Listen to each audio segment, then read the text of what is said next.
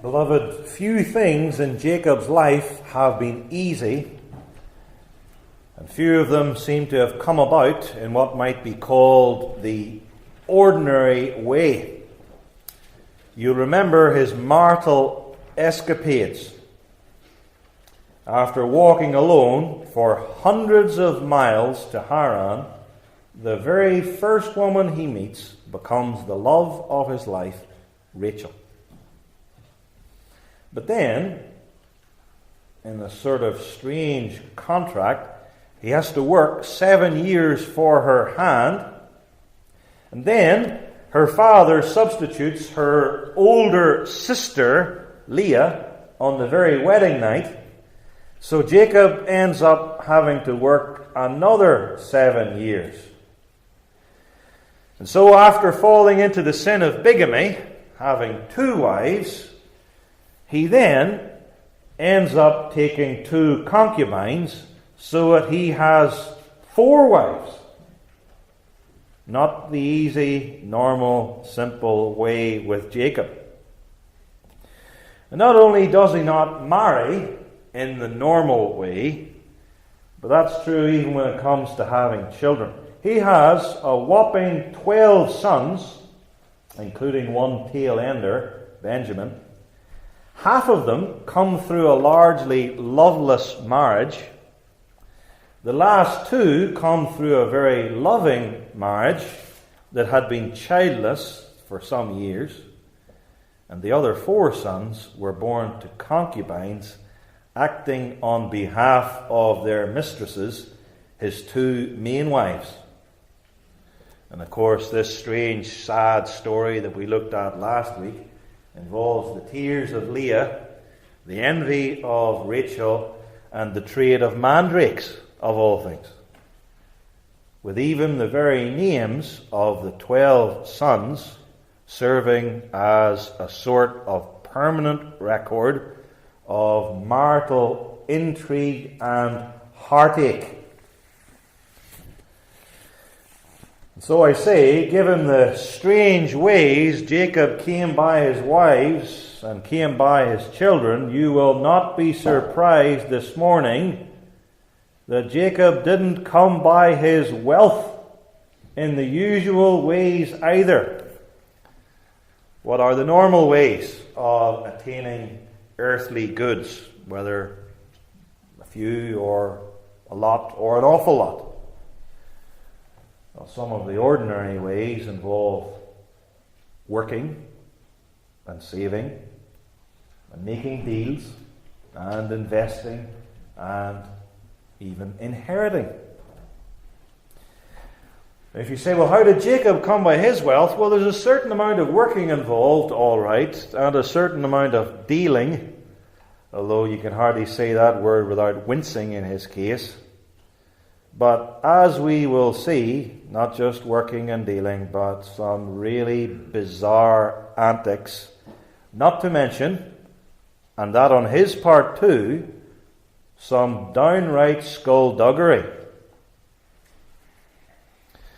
And by this stage you might be thinking, well, can't Jacob just marry, just have children, just acquire wealth in the normal way like everybody else? And the answer is no. And part of it is that the Lord is chastising him for his continual waywardness. But then if you widen it out and think of everything else we've seen of Jacob to this point, you will notice that practically everything that we've seen about this patriarch is not in the normal way. He can't even be born in the normal way. It ends up being a wrestling match with his red and hairy twin. The birthright. He gets it by finagling from his older brother for a bowl of soup with a roll. The blessing was received by Jacob by hoodwinking his blind father through impersonating his hairy outdoorsman of a brother. And even his journey to Haran was occasioned by the desired murder of him by that brother, and it then included a revelatory dream of a ladder upon which angels ascended and descended from God in heaven to Jacob on earth. And you have to say, he wasn't worthy of it. It was all of grace. This brings us to our text this morning, the second half of Genesis 30. And I ought to say right at the beginning that this is a difficult and even confusing passage.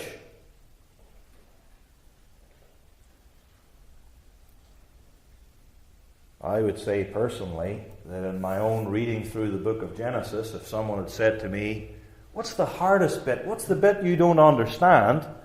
I'd say it's our text, especially the latter verses of our text. And I've looked at commentaries on these texts over the years, and each time after reading the commentaries said to myself when putting them down, I still don't understand that text. And that's one of the nice things about preaching a series. You can't do that. You really can't just move on.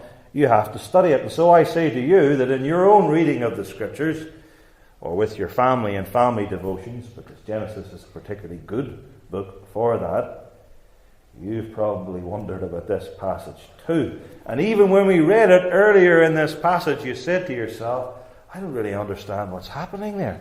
Especially that bit about the rods. What is going on there? That doesn't really sound right. And that's the biggest issue. The peeling of these rods. And then setting them before the female goats and sheep. What's going on? And then this question, how does it fit with scientific ideas? And then for many of us, we're not even really sure what exactly the science really is. We did some of that at school and we're not too au fait with these matters. But yet the Bible must be inerrant. What's happening? And then there's the issue of the connection with this passage that we've read and Jacob's dream at the start of Genesis 31, in which rams mate with does. Now obviously they're related. How are they related?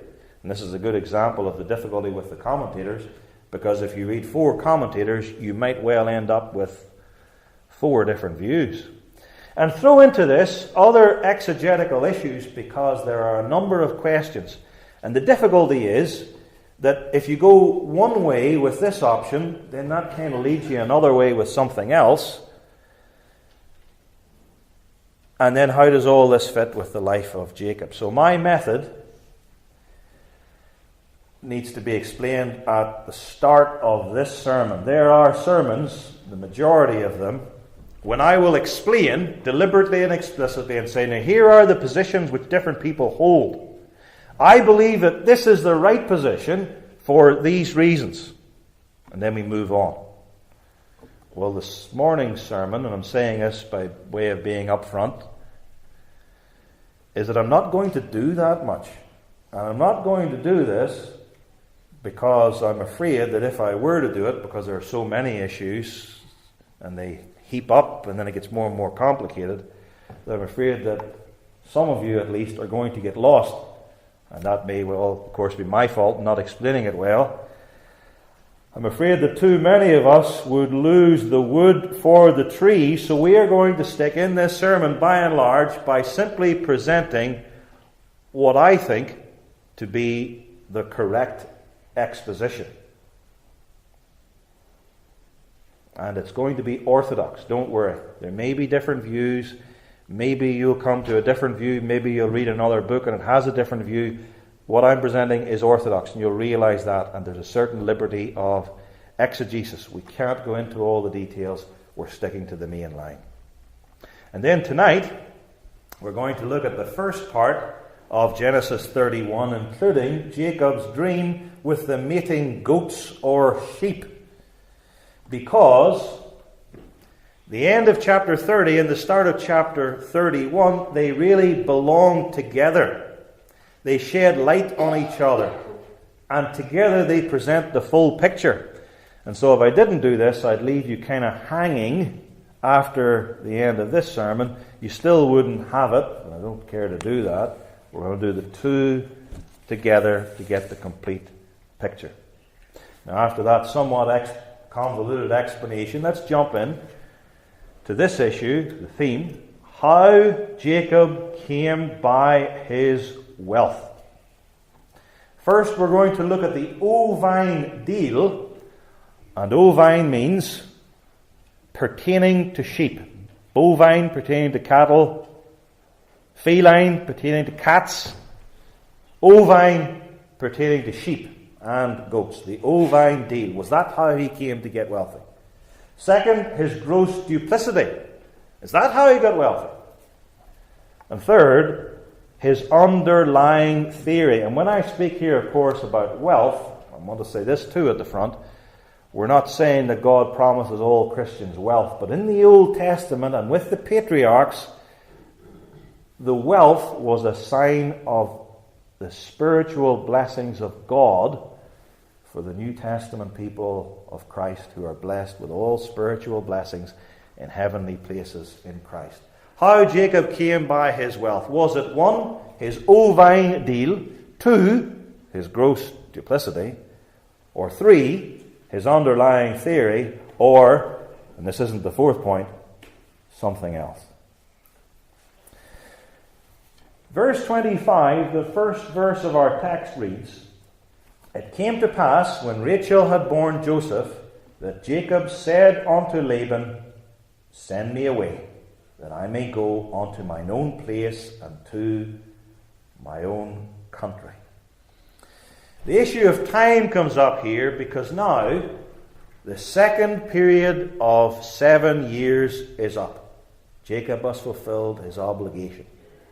And with the birth, coinciding with this, the birth of the first son of his favourite wife, Rachel, that's another pointer, time to go. And Jacob, of course, desires to return to Canaan because that's the place where he, and his twin, of course, were born. It was in the land of Canaan that Jacob had lived most of his life, all of his life, except the last 14 years. His parents were there.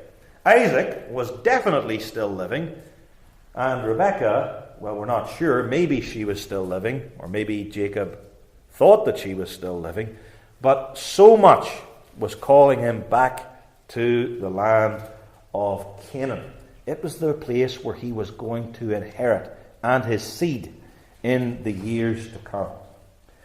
And we need also to remind ourselves of the important New Testament interpretation of the significance of the land for the patriarchs, Abraham, Isaac, and Jacob, as given in Hebrews 11.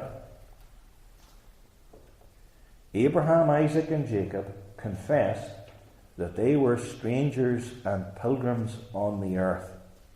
And they who say such things declare plainly that they seek a country. They desire a better country, that is, an heavenly. Wherefore God is not ashamed to be called their God. So despite the sinful weaknesses of Jacob, and that's going to loom large in this sermon, we need to remember ourselves that Jacob is, for all his faults, a true believer who wants that land and wants it as a picture of the kingdom of heaven. And that was ultimately where his heart was set. So Jacob says to Laban, "Send me away, that I may go to my own place and to my own country. Give me my wives and my children, for whom I have served thee, and let me go. For thou knowest my service that I have done to thee." And here you see the politeness of Jacob to his uncle and father-in-law Laban. Send me away. Give me my wives and children. Let me go. But there are some additional reasons why Jacob had to ask to leave Laban. More than just politeness. And Jacob knew this, and Laban knew it too. Jacob was a stranger in Haran, without much money. Laban was a powerful man in Haran, with grown-up sons and retainers. So Jacob is very much his inferior, because Laban deliberately had boxed him in to disadvantageous deals. 14 years' work for 2 wives, with 2 handmaidens thrown in. That wasn't a great deal for Jacob. And of course he was cheated out of Rachel. And all he was getting was his bed and board. Jacob, in short, was like an indentured servant more than a son-in-law. And that's why he says, more than just politeness, send me away, give me my wives and my children, let me go. And so Jacob also reminds Laban of 2 things. He reminds him of the work that he has done for him. He doesn't say it, but he is implying in a humble way that he has been engaged in good, hard, honest work. And he reminds him of the time, that the stipulated time for this work is not up. But the problem is, and Jacob had foreseen this, that Laban doesn't want Jacob to leave. And this is understood by remembering the chief factor in Laban's character, which we mentioned previously. He was greedy. I have learned, says Laban, by experience, that the Lord hath blessed me for thy sake. Jacob is his best worker. He's a better worker than his sons. And through Jacob, Laban is making a small fortune. And he doesn't want to lose him. And this explains Laban's politeness to Jacob. I pray thee, if I have found favour in thine eyes. Verse 27. And we need to understand what's going on here, because this is hypocrisy. Brazen hypocrisy. After how shamelessly Laban has treated Jacob, why in all the world should he presume that his son-in-law, in his eyes, Laban, would find grace? If I have found grace, you'd really think that he'd been treating him well. But it's all just posturing. How could he have found grace after cheating and tricking and double-dealing Jacob? So we should bear this in mind too, when he says to him in verse 28, appoint me thy wages, and I will give it. There was another instances of this, and we've got to interpret it the same way. It's not a matter of generosity. I want to be really fair to you, so you pick your wages. Whatever you say, I will give you. He is taking advantage of Jacob's modesty and humility, knowing thereby that Jacob is going to ask for a low amount. By the way, when Laban says, I have learned by experience that the Lord hath blessed me for thy sake, the Hebrew word means literally, I have learned by divination that the Lord hath blessed thee for my sake. That is, since you've been here, my wealth has increased amazingly well. And then wondering if it was because of the Lord's blessing upon you, I went to some sort of pagan divination, and that's what it said. Things don't look good for Laban. Jacob then, remembering he's involved in a deal here, before he asks for his wages, he gets out on the table, as it were, a few simple key facts that support his case.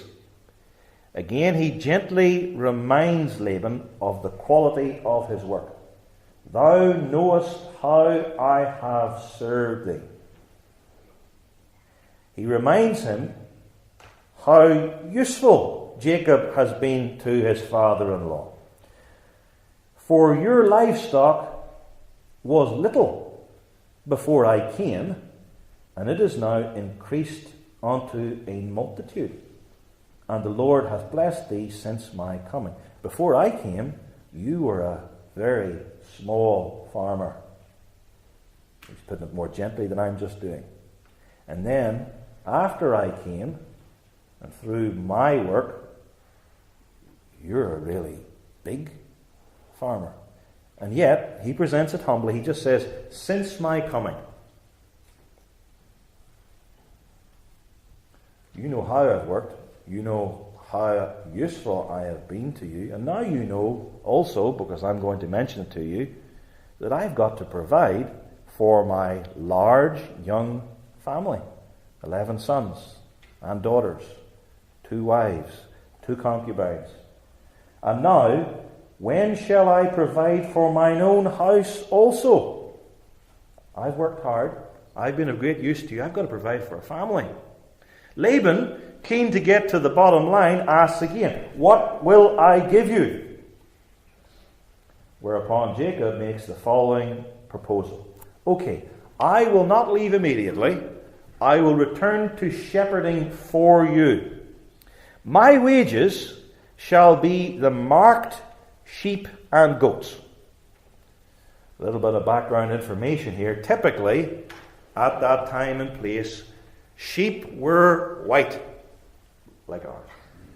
Goats were black, or at least dark. And most were practically all white sheep, or black or dark goats. But of course there were some of the goats or the sheep that had spots on them. And there were some which had speckles. And if you want a simple way for identifying a speckle, think of a freckle, or think of a small spot. So there's a spot, or a smaller spot, and usually more of them, speckles, or streaks, ring streaks. So a spot, or a small spot, speckle, or streaks. And Jacob said, my pay is going to consist of the marked sheep and the goats. Not the pure white sheep, not the dark goats, but those sheep or goats who have spots, speckles, or streaks through them. And my portion of the sheep and the goats that are marked in one of these 3 ways will consist of those that I will take that day by going through all the flock, and, secondly, any that are born thereafter that are marked, because Jacob is going to keep on shepherding for a time. Verse 32, Jacob says, I will pass through all thy flock today, removing from thence all the speckled and spotted sheep, that's the idea there, and all the brown among the sheep, and the spotted and speckled among the goats, and of such shall be my hire. And Jacob, in proposing this deal, throws a check into it. Verse 33, so shall my righteousness answer for me in time to come, when it shall come for my hire before thy face. Thus, every one that's not speckled or spotted among the goats, and brown among the sheep, that shall be counted stolen with me. So if there's any sheep or goat that's plain white or plain dark, that's in my possession, that I'm claiming for my own, then you know that I'm a thief. It doesn't belong to me. I only get the speckled ones. And you have recourse if any non-speckled ones are taken by me. And canny Laban immediately and gladly agrees.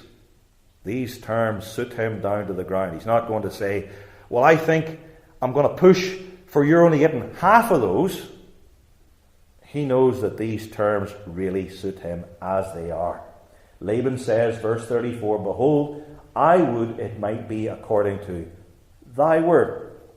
You see, Laban knows, as Jacob did too, that the marked sheep and goats were a distinct minority. And Laban likes this deal because, as we're going to see, he has another trick up his sleeve. And so Laban thinks to himself, this is a brilliant deal for me. I'm doing well with this Jacob.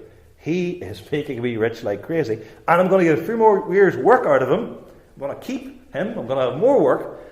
And even after that, I am going to keep most of the goats and sheep. And he goes away, rubbing his hands in glee.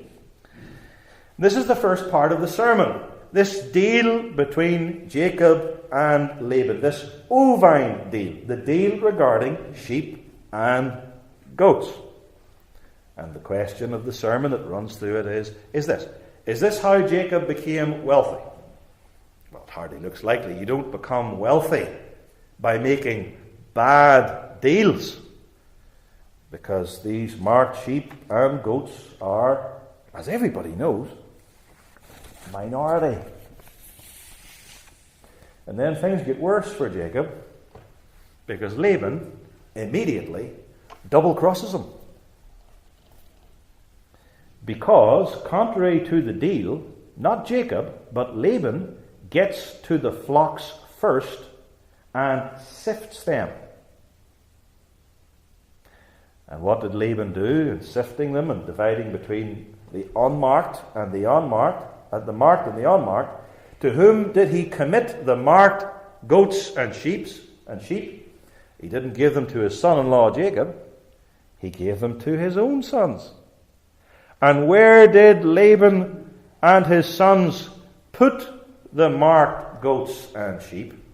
Not with Jacob, but 3 days' journey away. Verses 35 and 36 says, but he, Laban, removed that day the he-goats that were ring-straked and spotted, and all the she-goats that were speckled and spotted, and every one that had some white in it, because remember the goats were darker, and so white is a mark, and all the brown among the sheep, because the sheep were white, and so brown is a mark, and he gave them into the hands of his sons, and he set 3 days' journey between himself and Jacob. And poor Jacob, he's left with the rest of Laban's flocks, and he has to keep them for nothing. And Laban doubtless congratulated himself on his quick thinking. First of all, I negotiated a great deal for me. And I got him, and not me, to set the wages. And in that deal, I was polite and apparently generous in my presentation. So the deal went really well. Couldn't have gone better. And now, I have gotten the marked goats and the marked sheep already. And Jacob is now to work with the unmarked flocks. So I've got his work for nothing. And these unmarked flocks in the years ahead are not likely to bear many marked goats or sheep. So Jacob signed up to a deal in which he gets a pittance, and now through my craft, he's going to get a real pittance. And he's probably going to have to stay on longer because he's getting so little, and then I get more work out of him, and he builds up my flock. And then, because Laban's had such a good day at the office, he concludes that he has also basically kept the bargain as well. Because the conditions of the deal, what did they say? They said that Jacob would today go through all the cattle and pick out the ones. Well, he can. He can go through them. I've taken them all away, but he can go through them and he can pick any marked ones. Maybe I missed one or two. You see? And then, if Jacob tries to do the dirt on me and take some of the unmarked for himself, then he breaks the explicit contract that he himself made, because he, Jacob, said, if there's any unmarked ones with me, you can call me a thief because I've stolen them. It's brilliant. Laban thinks that this is just his quote-unquote lucky day and that he's a genius. And you step aside from the story and say to yourself, within the whole framework of the life of Jacob, this is crafty Jacob, and now he's getting a taste of his own medicine. The Lord is chastising him through this. And if Esau had heard what was going on, he would have laughed. Glad to hear it. He did the dirt on me, that Jacob. I'm glad to see that Laban's fit for him. And that's just brilliant. Rub it up him, because he's just getting what he deserved. He tried somehow to deal like that on me, with the birthright and with the blessing. And maybe even if Isaac had heard of this, he would have said, not quite as gloatingly as Esau, who was reprobate and hated by God, but he would have said, perhaps with a wry smile, well, he's sort of getting what he deserved, because he tricked me too by pretending to be my son in another dodgy, duplicitous bit of dealing. So then the question is, how is Jacob going to respond? Well, he does not try to chase after the flocks of marked sheep and goats to reclaim them. He doesn't do that. Perhaps he had heard that these marked sheep and goats had departed with Laban and his sons too late. And the terms of the agreement was that he could go through them and pick that day. And he thought, well, they've already had so many hours. If I go after them now, time's up anyway. And then as a second consideration, he would have thought, realistically now, even if I did catch them up, there's Laban and his adult sons and his retainers. Things could turn very nasty if I try and take them back and I confront them. I'm going to be grievously outnumbered. They're not going to listen to me. My status here is very low. So what does Jacob do? Well, he engages in some duplicity of his own. And we come to the peeled sticks. You know how this goes, and you've probably done the same thing yourself. You get a stick of a certain tree, and then there's a cover around it, maybe with a penknife, where you can peel it off. And then you can get certain part that's white underneath the skin, so to speak, of the branch or twig or stick, and then other bits brown typically. And then he took these peeled sticks and he put them before the watering troughs. So part of the stick's black or brown, and part of it is white. And at the watering troughs is where most of the breeding takes place, the rutting. The animals all come together. And then they're drinking. And then some of the males copulate with the females when they are drinking. And while the female goats or female sheep have their head down and are drinking the water out of the trough, they have the peeled rods or sticks before them, making an impression on their eyes and in their mind, with the result being the flocks conceived before the rods and brought forth cattle, which reflected the marks on the sticks, ring-streaked, speckled, and spotted. And then Jacob goes, they're all mine. I've got them back. And there's more to it, because it's not just Laban who pulls the tricks and works things his own way. Jacob's no beginner at this. He's got more guile up his sleeve. So what he does then with the young that are born, the young marked kids and lambs, is he puts them among the unmarked ewes to make an impression of speckledness and spottiness, so that then these unmarked ewes, whenever they come to bear in the future, have got that impression, and then they might have speckled children too. By the way, if you're wondering about my science here, don't wonder about it. It's going to come good in the end. I'm just telling the story for now. And then when the marked kids and lambs grow up and reach a stage where they can have young of their own, and they're marked, he then keeps them away from the unmarked, because he doesn't want the marked ones to see the unmarked and then have young, which might turn out unmarked. And so the young then would go to Laban. He plays it canny on both sides. And then there's more to it. In verses 41 and 42, we read, "It came to pass, whensoever the stronger cattle," and here cattle means livestock, and livestock in the form of sheep and goats, "it came to pass when the stronger did conceive, that Jacob laid the rods before their eyes in the gutters, that they might conceive among the rods. But when the cattle were feeble," well, then he didn't put the rods in. "So the feebler were Laban's, and the stronger were Jacob's." So he gives some goats and some lambs to Laban too. He wants to be a bit fair, and he gives him all the weaker ones. So Jacob gets a strong offspring, and Laban gets the weak offspring.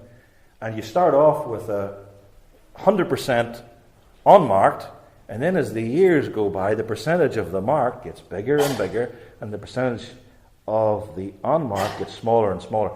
By the way, the commentators typically say that this strong animal or weak animal that bears, it's not just looking at them and look, there's a stronger one or there's a weaker one that's going to give birth. It has to do, they reckon, and I'm just mentioning this as I can't judge, it has to do with the time at which they conceive, because they reckon that the ones who conceive in the spring or the ones who conceive in the autumn are normally one stronger than the other. And so it is, verse 43 says, "The man Jacob increased exceedingly, and had much cattle," goats and lambs especially, "and maidservants and menservants, and camels and asses or donkeys." And maybe Jacob, in having so much in the way of sheep and goats, traded some of his flock for camels and donkeys. And now if we can imagine for ourselves what Jacob thought, because Laban had his own reasoning. Jacob could say to himself, and doubtless he did, it's only human after all, and whatever Jacob is, you have to say he's human. Jacob could say, by way of self-justification, well, I kept the deal. According to the letter, but not the spirit. I kept the deal. The deal said nothing about peeled rods. It said nothing about peeled rods. And all I was doing was using enhanced breeding methods. I didn't break the deal. And besides, if that doesn't cover me, and this is how the human mind works too, besides, if that doesn't cover me, look what he did to me. What did he do? On day one of the deal, the words were only just out of our mouth, and before I could go through and take out the marked ones, that were speckled and spotted and streaked, he, in his duplicity, got there and took them all away and gave them to his sons 3 days and carted them off 3 days' journey. And what have I been doing for 14 years before this? Breaking my back with hard labour for 2 wives. I didn't come with much of a dowry there, they're just one maid servant each. And I deserve an awful lot more for my work. And all I'm doing is fighting fire with fire. He did it to me, I'm only standing up for my rights.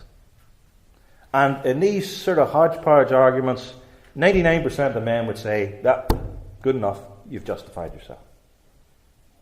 And the arguments like these of Jacob have been used frequently in the 3,000 plus years since the death of the patriarch, including by some of those who are true believers and Israelites indeed, whose spiritual father is Abraham and Isaac and Jacob.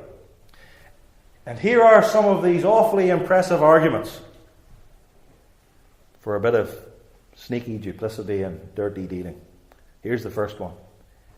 Everybody else is doing it. What an impressive moral argument. Everybody else is doing it. And isn't the world totally depraved?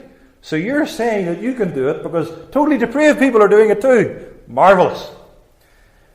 Everybody else in the sphere of agriculture, that's the setting here, in the sphere of finance, in the sphere of sales, in the sphere of sport, they're all doing dodgy practices. And therefore I can do it too. Mighty. And sure, nobody thinks anything of it. And if I don't do it in my workplace, I'll be the loser. So everybody else is doing it. Ergo, it's okay. Here's another classic. Business is business. So the 8th commandment, thou shalt not steal, is a good commandment, a wonderful commandment. And you mustn't steal when you're in church. You mustn't steal in your family. You mustn't steal in your neighbourhood. But in business, on the other hand, the rules are different in business. Stealing is still not brilliant, but it's not really that bad. You can steal in business. And I'm putting it a bit more bluntly than the way the argument goes, but that is what it boils down to. And then the other commandments, let's take the 9th and the 10th. Thou shalt not bear false witness. Thou shalt not covet. And those commandments are commandments, and they're wonderful, and they're from God, and they're to be observed with your wife or husband. They're to be observed with your friends. They're to observe with your children. But unfortunately, there's this section of life from Monday to Friday or Saturday when you're at work, and you can covet at work. In fact, you kind of have to covet at work. And you can tell lies at work because, after all, it's work. You see, business is business. And here's a third classic. Well, I have to provide for my family. God wouldn't want me starved, would he? And the Bible says that if you don't provide for your family, well, you're worse than an infidel. Well, on that argument then you could perfectly justify taking the mark of the beast and bowing down to the image of the beast. Because I can't buy and sell without worshipping the image of the beast or taking the mark. Therefore, I have to provide for my family. Therefore, you just have, sure, it's only a mark. You're only bound down to a statue. Everything will be okay. With ethics like these, you don't have to keep a single commandment of God that you don't want to. Wonderful. And you understand, beloved, that Christians are called upon to be Christians everywhere, in all spheres, and at all times. And that the world expects and even demands in their conscience and in their judgment of you that you be a Christian in all spheres, everywhere, and at all times. And that when you don't do that, you're going to be nailed for it. Besides now sinning before God, which is the higher and most important thing. The Christian teaching is that it is better to suffer than to sin. That was how Jesus Christ lived. He believed it was better to suffer unrighteously in the cause of the truth, than to sin.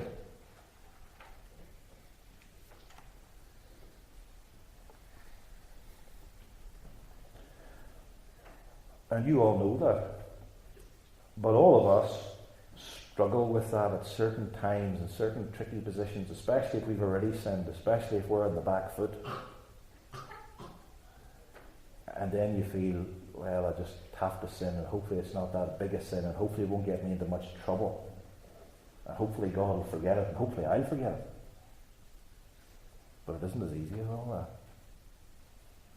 And it wasn't as easy as that for Jacob in his life or in his dealings with God. A lot more could be said there, but we need to move on now. Was this duplicitous dealing of Jacob the reason for his wealth? No. There are people who do get wealthy by sinning. There's no doubt about it. That is how they got their money. But it's not that way with Jacob. What Jacob is doing here is, he knows, because God has promised, that he is going to become wealthy. But he's giving God a helping hand. Because maybe God, who after all only owns the cattle on 1,000 hills, maybe God isn't able to give him enough wealth. And maybe the Lord, who created this world in 6 days and all very good, maybe the Lord needs a bit of assistance. And maybe with my wise deviousness, I can help God because God doesn't know how to do it, because after all, He's only infinitely wise, and sure, what does He know? And so Jacob runs ahead of God, as he typically does, engineers his own circumstances to get what he wants. And you've heard this before concerning Jacob. It's his old problem.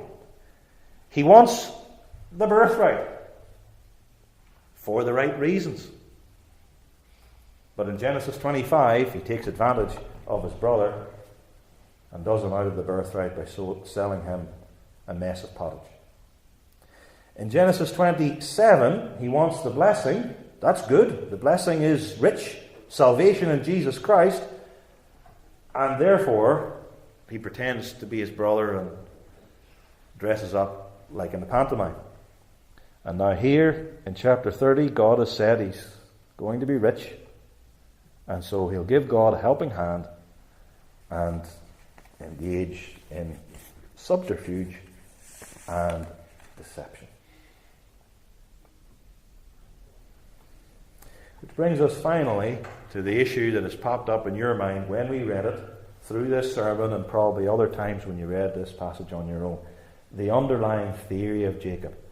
The theory that underlies Jacob's activity with the peeled rods in front of the female goats and cows, goats and sheep, is called the prenatal influence theory.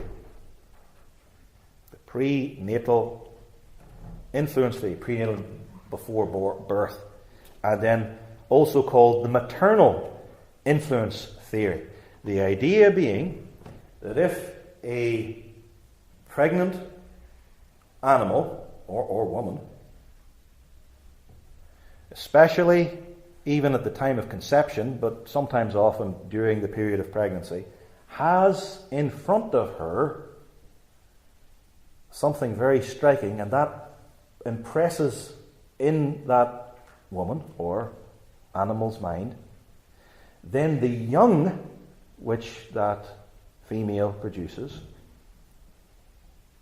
may well have that image reflected in their offspring. Some of you may have read the quote on the bulletin, the top right corner, before this sermon. A pregnant mother sees a man with no right arm. She has a baby. The baby has no right arm.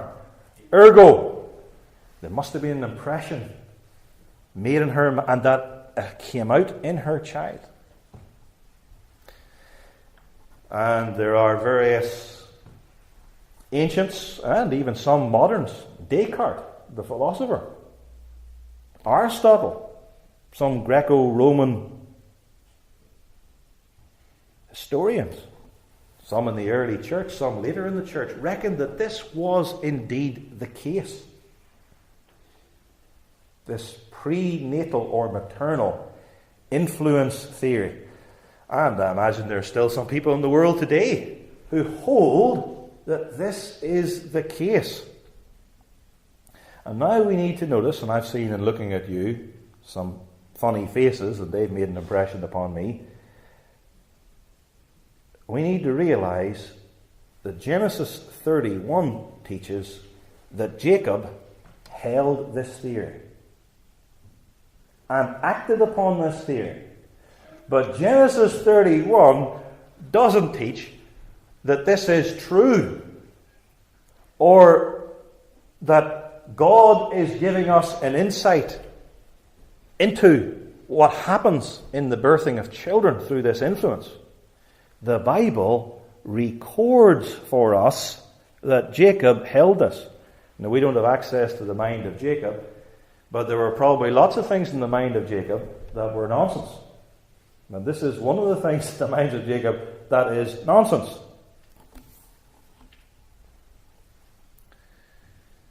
And this is good news, and you could imagine some women, Christian women too, in earlier ages, being helped by this. Imagine getting that idea into your head. And then you see someone let's say coming back from the Napoleonic Wars, and a man has been wounded and he's lost both his arms, and you as a woman or the husband realise that the wife's staring at this man without any arms, and you're thinking, oh, she shouldn't have looked. She shouldn't have looked. Maybe our child's going to have no arms. That's not the way of it. And now I am accepting the modern scientific theory. I think there's good reason for it. Genetics influence these things. And there are other factors of how things go in the womb, but it's not the impression. And a factor of issues. But the impression on a mother's retina doesn't deal with it. And so this theory, this maternal influence theory, which Jacob held and acted upon, also called the prenatal influence theory, isn't the reason for this wealth at all. The impressions upon these female goats or sheep did not cause speckled, ring-straight, or spotted offspring. Something else did. The grace and mercy of the sovereign God. His covenant blessing to Jacob is found in Genesis 27, verse 28. Therefore God give thee of the dew of heaven, and the fatness of the earth, and plenty of corn and wine. God will give you agricultural prosperity. The promises in Genesis 28 too. God will keep you and look after you in all your ways. And then remember, the promises to Jacob, and indeed Isaac, are repetitions of the promises to Abraham, the grandfather of Jacob, when he said, I'm going to make you rich and wealthy. And so the production of offspring, sheep and goats, that were marked in those three ways, came in spite of Jacob's sin, in spite of Jacob's bad science, and not because of it. And you say, I never thought, all right, okay. And this shouldn't be strange to us, because when you go back to Abraham, how did Abraham get rich? In large part. He got rich through in inverted commas, he got rich through his sins. Remember? In Genesis 12, he went down into Egypt, and he pretended that Sarah was his sister. Although she actually was his half-sister, but he was telling a lie because his intent was to deceive. And then all sorts of afflictions fell upon Pharaoh, and Pharaoh chased them out and said, look, take all this wealth, and he gave him all these riches. No, get out of here, get out of here. And then in Genesis 20, Abraham is in Philistia, and he tries the same old stunt again. And then Abimelech's house is judged. And Abimelech chases him out and gives him more wealth. And Abraham, he gets wealthy because of God's blessing, even though he's sinning. And here Jacob, even though he's sinning, and even though he's practicing awful science, God makes him rich anyway. This is the good news for the people of God. Now, I'm not saying sin. I'm not saying act duplicitly. I'm saying the exact opposite. But the good news for the people of God is that God will bless you and enrich you in spite of your sins. Because if God didn't enrich you, in a sense, spiritually now, in spite of your sin, there wouldn't be any blessing for you whatsoever. You couldn't. You couldn't. But I'm saying now, don't steal, don't lie, don't act duplicitously, but know that God is going to bless his people through all these things. And if you still think I haven't made that point strongly enough, I'll throw in this point, which is mightily enforced in the life of Jacob, that it's going to come through chastisement. Because Jacob has gotten the wealth that God has promised, but he hasn't gotten away with his sin. God is going to have to keep beating him with many stripes, to use the language of chapter 12. And all this shows us, as I've said, the richness of the God of glory. He has sent his Son to die for sinners, wicked people, foolish people, duplicitous people, crafty, sneaky people, with the goal that having our iniquities imputed to Christ, God will enrich us and bless us with all spiritual blessings in heavenly places. And He'll also chastise us. And we're going to look more at this at the start of Genesis 30 this evening, beloved. 31. Amen.